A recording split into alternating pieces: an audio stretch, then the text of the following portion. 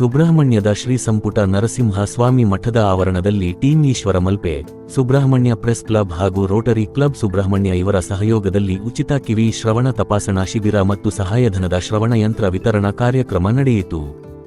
ಕಾರ್ಯಕ್ರಮವನ್ನು ಮಠದ ಆಡಳಿತಾಧಿಕಾರಿ ಸುದರ್ಶನ ಜೋಯಿಸ್ ದೀಪ ಬೆಳಗಿಸಿ ಉದ್ಘಾಟಿಸಿದರು.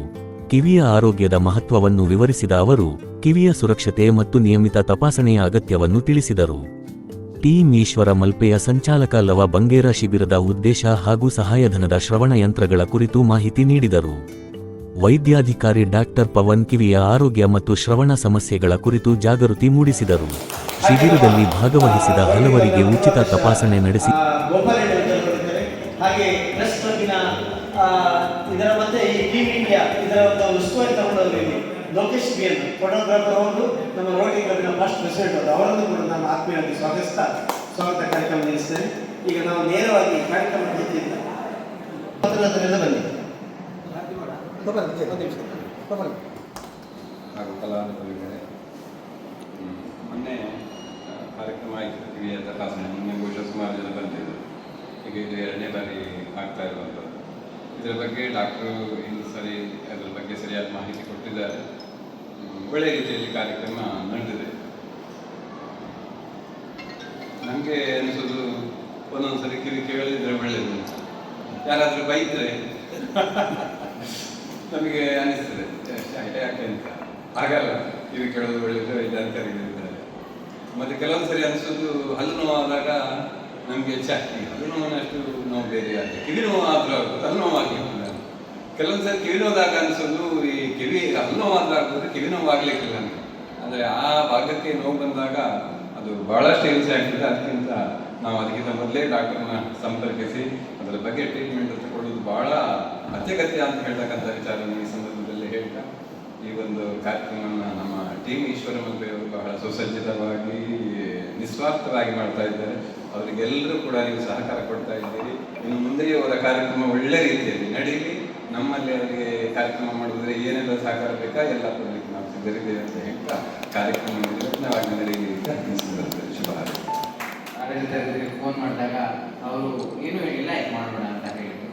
ಮತ್ತು ನಮ್ಮ ಲೋಕೇಶ್ ಅವರು ಇದಕ್ಕೆ ಕೈ ಜೋಡಿಸಿದ್ರು. ಆಗ ಎಲ್ಲ ಪತ್ರಕರ್ತರಾಗಿರ್ಬೋದು, ರೋಟರಿಯರಾಗಿರ್ಬೋದು, ಪ್ರತಿಯೊಬ್ಬರು ಈ ಸಂಘಟನೆಯ ಸದಸ್ಯರು ಕೈ ಜೋಡಿಸಿ ನಾವಿವತ್ತು ನಮ್ಮ ಏನು ಟೀಮ್ ಈಶ್ವರ ಮಲ್ಪೆಯಿಂದ 122ನೇ ಶಿಬಿರವನ್ನು ನಾವು ಮಾಡ್ತಾಯಿದ್ದೀವಿ.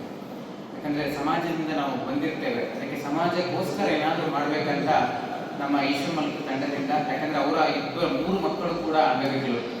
ಈಗ ಒಂದು ಮಗು ತೀರಿ ಹೋಗಿದೆ, ಇನ್ನು 2 ಮಕ್ಕಳಿದ್ದಾರೆ, ಅವರು ಕೂಡ ಅಂಗವಿಕಲರಾಗಿದ್ದಾರೆ. ಅಂಗವಿಕಲರ ತಂದೆ ತಾಯಿ ಅಥವಾ ಅಂಗವಿಕಲರ ನೋವು ಅವರಿಗೆ ತುಂಬ ಚೆನ್ನಾಗಿ ಗೊತ್ತಿದೆ. ಅದಕ್ಕೆ ಒಂದು ಪಂಚೇಂದ್ರಿಯಗಳಲ್ಲಿ ಮುಖ್ಯವಾದ ಅಂಗ ಕಣ್ಣಾದರೆ, ಇನ್ನೊಂದು ಅಂಗವಾದರೆ ಕಿವಿ. ಯಾಕಂದರೆ ಕಿವಿ ಕೇಳಿಸೋದಿಲ್ಲ ಅಂದರೆ ಅವರು ಸಮಾಜದಿಂದ ಹೊರಗಿರ್ತಾರೆ.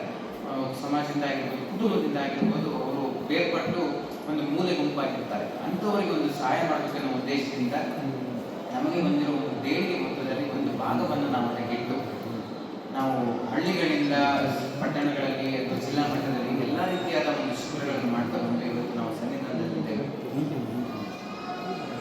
ಲಾಸ್ಟ್ ಟೈಮ್ ಮಾಡಿದಾಗ ತುಂಬ ಚೆನ್ನಾಗಿದೆ. ಈಗ ಕೂಡ ತುಂಬ ಜನ ರಿಜಿಸ್ಟರ್ ಮಾಡ್ಕೊಂಡಿದ್ದಾರೆ, ಹಾಗೆ ಬರ್ತಾರೆ. ಒಂದು ಟೈಮ್ ಕೊಟ್ಟಿದ್ದೇವೆ ನಾವು.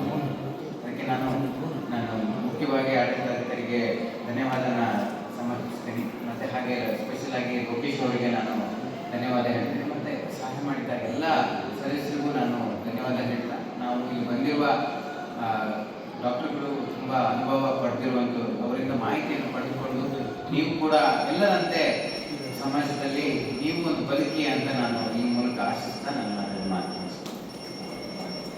ಬಹಳ ಗಾಬರಿ ಬಿಡ್ತೀವಿ. ಆದರೆ ಕಿವಿ ಕೇಳೋದಿಲ್ಲ ಅಂದರೆ ಅಷ್ಟು ನಾವು ತಲೆ ಕೆಡಿಸ್ಕೊಳ್ಳೋದಿಲ್ಲ. ಕಿವಿಯಲ್ಲಿ ಏನೋ ಸೇರ್ಕೊಂಡಿರ್ಬೋದು, ಕಿವಿಯಲ್ಲಿ ಕಸ ಇರ್ಬೋದು, ಶೀತ ಆಗಿರ್ಬೋದು, ಕಫದಿಂದ ಕಿವಿ ಕೇಳದೇ ಇರ್ಬೋದು. ಈ ಥರ ನಮ್ಮದೇ ಆದ ಒಂದು ಊಹೆಗಳನ್ನು ಮಾಡಿಕೊಂಡು ನಾವು ಕಿವಿಯನ್ನು ನಿರ್ಲಕ್ಷ್ಯ ಮಾಡ್ತೀವಿ. ಈ ಕಿವಿಯಲ್ಲಿ 3 ಭಾಗ ಬರ್ತದೆ: ಹೊರಗಿನ ಕಿವಿ, ಮಧ್ಯದ ಕಿವಿ ಹಾಗೂ ಒಳಗಿನ ಕಿವಿ. ನಮಗೆ ಹೊರಗಿನಿಂದ ಕಾಣಿಸೋದು ಜಸ್ಟ್ ಹೊರಗಿನ ಕಿವಿ ಮಾತ್ರ. ಈ ಹೊರಗಿನ ಕಿವಿಯಲ್ಲಿ ಗುಗ್ಗೆ ಸೇರ್ಕೊಂಡಿರೋದು ಅಷ್ಟೇ ನಮ್ಮ ಊಹೆ ಬಿಟ್ಟರೆ, ಮಧ್ಯದ ಕಿವಿಯಲ್ಲಿ ಅಥವಾ ಕಿವಿಯ ಒಳಗಿನ ಭಾಗದಲ್ಲಿ ತೊಂದರೆ ಆಗಿರ್ಬೋದು ಅಂತ ನಾವು ಯಾರನ್ನೂ ಅರಿತುಕೊಳ್ಳೋದಿಲ್ಲ. ಈ ಕಿವಿಯ ಯಾವುದೇ ಭಾಗದಲ್ಲಿ ನಮಗೆ ಕಿವಿ ಸೋರೋದಾಗಿರ್ಬೋದು, ಕಿವಿಯ ಮೂಳೆಗಳು ಸವಿರಾಗಿರ್ಬೋದು, ಕಿವಿಯಿಂದ ಮೂಗಿಗೆ ಹೋಗುವಂಥ ಒಂದು ಟ್ಯೂಬ್ ಇದೆ, ಆ ಟ್ಯೂಬ್ ಬ್ಲಾಕ್ ಆಗಿರ್ಬೋದು, ಅಥವಾ ಒಳಗಿನ ಭಾಗದ ಕಿವಿಯ ನರಗಳು, ಈ ನರಗಳು ವೀಕ್ ಆಗೋದ್ರಿಂದ ಆಗಿರ್ಬೋದು ನಮಗೆ ಶ್ರವಣ ದೋಷ ಉಂಟಾಗ್ತದೆ. ಈ ಶ್ರವಣ ದೋಷ ಅನ್ನೋದು ಯಾವುದೇ ಒಂದು ವಯಸ್ಸಿನಲ್ಲಿ ಕೂಡ ಆಗ್ಬೋದು. ಈಗ ಹುಟ್ಟಿದ ಹಸುವಿನಿಂದ ಹಿಡಿದು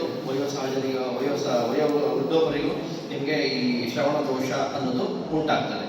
ಈ ಕಿವಿ ಕೇಳಲಿಲ್ಲ ಅಂದಾಗ ನಾವೇ ಮನೆ ಮದ್ದನ್ನು ಮಾಡ್ಕೊಳ್ಳೋದನ್ನು ಬಿಟ್ಟು ಇದು ಯಾಕೆ ನನಗೆ ಕಿವಿ ಕೇಳ್ತಿಲ್ಲ, ಇನ್ಫೆಕ್ಷನ್ ಆಗಿದೆಯಾ, ಅಥವಾ ನನ್ನ ಕಿವಿ ಟ್ಯೂಬ್ ಏನಾದರೂ ಬ್ಲಾಕ್ ಆಗಿದೆಯಾ, ಅಥವಾ ನನ್ನ ಕಿವಿಯ ನರಗಳೇನಾದರೂ ವೀಕ್ ಆಗಿದೆಯಾ ಅನ್ನೋದನ್ನು ನೋಡ್ಕೋಬೇಕು. ಸೊ ಈ ಈಗಿನ ಶಿಬಿರದಲ್ಲಿ ನಾವು ಕಳೆದ ಬಾರಿ ಕೂಡ 8 ತಿಂಗಳ ಹಿಂದೆ ಇಲ್ಲಿ ಶಿಬಿರ ಮಾಡಿದಾಗ 2 ದಿನದ ಶಿಬಿರ ಮಾಡಿದ್ವಿ. ಅದೇ ಥರ ಈ ಬಾರಿ ಕೂಡ ಈ ಕಿವಿಯ ತಪಾಸಣೆಯನ್ನು ಮಾಡಿ ಕಿವಿಯ ಯಾವ ಭಾಗದಲ್ಲಿ ನಮಗೆ ಸಮಸ್ಯೆ ಇದೆ ಅನ್ನೋದನ್ನು ನೋಡಿ ಈ ಕಿವಿಯ ಯಾವುದೇ ಔಷಧಿ ಅಥವಾ ಆಪರೇಷನಿಂದ ಗುಣಪಡಿಸಲಿಕ್ಕಾಗಲ್ಲ. ಹೊರಗಿನ ಭಾಗ ಅಥವಾ ಮಧ್ಯದ ಭಾಗದ ತೊಂದರೆ ಆದರೆ ಅದಕ್ಕೆ ಔಷಧಿಯಿಂದ ಅಥವಾ ಶಸ್ತ್ರಚಿಕಿತ್ಸೆಯಿಂದ ಗುಣ ಇದೆ. ಅಂಥವ್ರನ್ನ ನಾವು ಸೂಕ್ತವಾದ ಸರ್ಜನ್ಗೆ ರೆಕಮೆಂಡ್ ಮಾಡಿ ಈ ಒಳಗಿನ ಭಾಗದ ತೊಂದರೆ ಏನಿದೆ ಶ್ರವಣ ಯಂತ್ರಗಳನ್ನು ಹಾಕಬೇಕಾಗ್ತದೆ. ನರಗಳಿಂದ ಆಗುವಂಥ ಶ್ರವಣ ದೋಷಕ್ಕೆ ಶ್ರವಣ ಯಂತ್ರಗಳನ್ನೇ ಬಳಸಬೇಕು. ಅವರ ಪರೀಕ್ಷೆಯನ್ನು ಮಾಡಿ ಸೂಕ್ತವಾದ ಶ್ರವಣ ಯಂತ್ರಗಳನ್ನು ಅವರಿಗೆ ಈಗಿನ ಇಲ್ಲಿ ರಿಯಾಯಿತಿ ದರದಲ್ಲಿ ಈಶ್ವರ ಮಲ್ಪ ತಂಡದ ಸಹಯೋಗದಿಂದ ವಿತರಿಸ್ತಾ ಇದ್ದೀವಿ. ಬಂದಿರುವ ಎಲ್ಲ ಫಲಾನುಭವಿಗಳು ಇದರ ಸದುಪಯೋಗವನ್ನು ಪಡ್ಕೊಳ್ಳಿ. ಈ ಒಂದು ಕಾರ್ಯಕ್ರಮಕ್ಕೆ ಅನುವು ಮಾಡಿಕೊಂಡಿರುವಂಥ ಆಡಳಿತಗಳಿಗೆ ಹಾಗೂ ರೋಟರಿ ಸಂಸ್ಥೆಯವರಿಗೆ, ಪ್ರೆಸ್ ಕ್ಲಬ್ನವರಿಗೆ, ಈಶ್ವರ ಮಲ್ಪೆ ತಂಡಕ್ಕೆ ಧನ್ಯವಾದಗಳನ್ನು ಸಲ್ಲಿಸ್ತಾ ಒಂದೆರಡು ಮಾತನ್ನು ಮುಗಿಸ್ತೇನೆ. ನಿವಾರಣಾ ಒಂದು ಕಾರ್ಯಕ್ರಮದಲ್ಲಿ ನಾವಿದ್ದೇವೆ. ಈ ಕಾರ್ಯಕ್ರಮವನ್ನು ದೀಪ ಬೆಳಗಿಸಿ ಉದ್ಘಾಟಿಸಿದ ಸುದರ್ಶನ್ ಜೋಶಿ ಅವರಿಗೆ ಧನ್ಯವಾದಗಳು. ಹಾಗೆ ಈಶ್ವರ ಮಲ್ಪೆ ತಂಡದ ಮುಖ್ಯಸ್ಥರಾದ ನವಕುಮಾರ್ ಇವರಿಗೂ ಸಹ ಧನ್ಯವಾದಗಳು. ಕಾರ್ಯಕ್ರಮದಲ್ಲಿ ಇರುವ ಡಾಕ್ಟರ್ ಪವನ್ ಇವರಿಗೂ ಸಹ ಧನ್ಯವಾದಗಳು.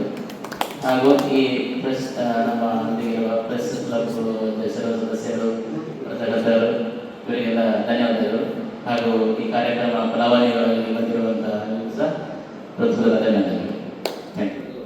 ಮಾತಾಡಿ ಅವ್ರ ಹತ್ರ ಇದನ್ನು ತೋರಿಸಿ ತೆಗೀತಿ. ಚೆನ್ನಾಗಿ ಕೇಳ್ತದಲ್ಲ ನಾನು ಮಾತಾಡೋದು ಇದರಲ್ಲಿ ಅದೇ ವಾಲ್ಯೂಮ್ ಹೆಚ್ಚು ಕಡಿಮೆ ಮಾಡ್ಬೋದು. ಹೌದು, ಆದರೆ ಎರಡೂ ಆದರೆ ನಿಮಗೆ ಸ್ವಲ್ಪ ಮೇಂಟೈನ್ ಮಾಡೋದು ಕಷ್ಟ. ಎರಡೂ ಆದರೆ ಬ್ಯಾಲೆನ್ಸ್ ಆಗಿರುತ್ತೆ, ಅನುಕೂಲ ನೋಡ್ಬೇಕಲ್ಲ. ಎರಡು ಹಾಕಿದ್ರೆ ತುಂಬಾ ಒಳ್ಳೇದು. ಯಾಕಂದ್ರೆ ಶಬ್ದ ಅನ್ನೋದು ಎಲ್ಲ 4 ದಿಕ್ಕಿಂದ ಬರುವಾಗ ನಿಮಗೆ ಬ್ರೈನ್ಗೆ, ನಿಮ್ಮ ಮೆದುಳಿಗೆ ಸಿಗ್ನಲ್ಸ್ ಒಟ್ಟಿಗೆ ಹೋದ್ರೆ ತುಂಬಾ ಒಳ್ಳೇದು. ಎಲ್ಲ ದಿಕ್ಕಿನಿಂದ ಸಿಗ್ನಲ್ಸ್ ಹೋದ್ರೆ ನಿಮ್ಮ ಅನುಕೂಲ ನೋಡಿ. ಎರಡು ಹಾಕಕ್ಕಾಗಿಲ್ಲ ಅಂದ್ರೆ ಒಂದಾದ್ರೂ ಹಾಕೊಳ್ಳಿ.